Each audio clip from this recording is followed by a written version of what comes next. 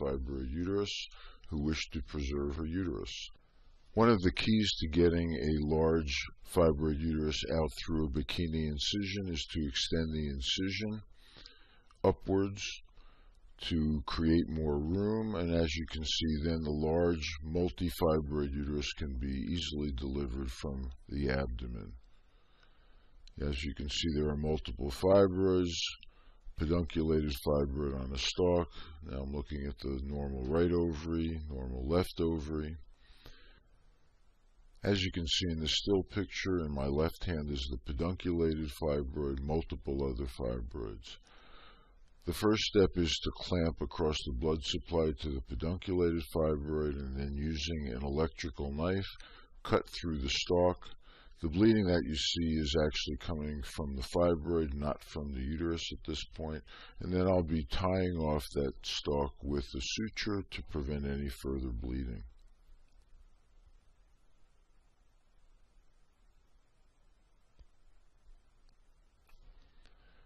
First step is to then inject vasopressin. This constricts blood vessels on the uterine wall, and then to cut through the normal healthy muscle.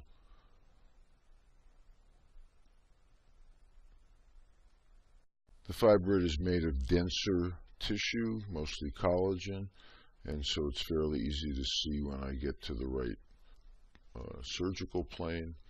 And then I push away the normal healthy muscle. This limits blood loss because if you're in the right area, the blood supply is actually in the normal muscle away from the fibroid. And then grasp the fibroid with a clamp and continue to tease away the normal muscle away from the fibroid. In areas where the attachments are a little more dense, I can cut through that with this electrical instrument and allow me to further push away the normal muscle, again to limit the bleeding.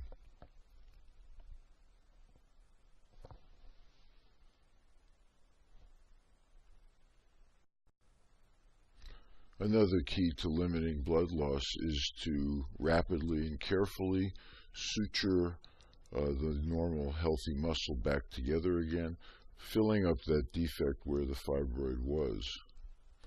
I do this in 3 or 4 layers of suture and try to do it rapidly, again to limit the blood loss. We have a cell saver available for every patient. That instrument will suction blood from the incision and from the uterus and recirculate it back to the patient if it's necessary. But as you can see in this patient, there's very little bleeding, and the cell saver was not necessary. I close this area in 3 or 4 layers of a running suture to get a good reapproximation of the muscle, so that I'm putting normal healthy muscle back against normal healthy muscle so that it heals properly. The last layer is reapproximating the surface tissue called the serosa to get a nice closure so that there's no bleeding and that there's very little raw space for adhesions, scar tissue to form.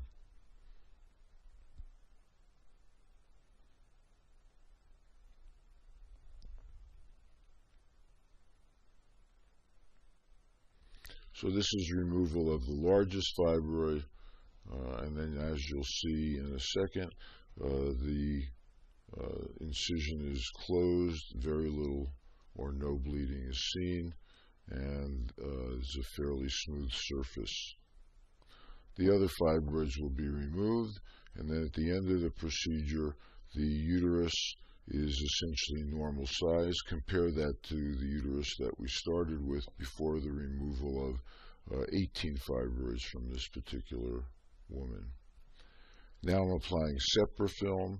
This is a barrier to prevent adhesions. It will dissolve in approximately 10 days.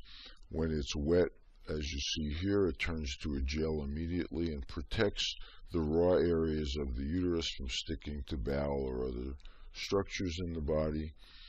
And then once this is dissolved, the raw areas have already healed and the risk of adhesions is very minimal.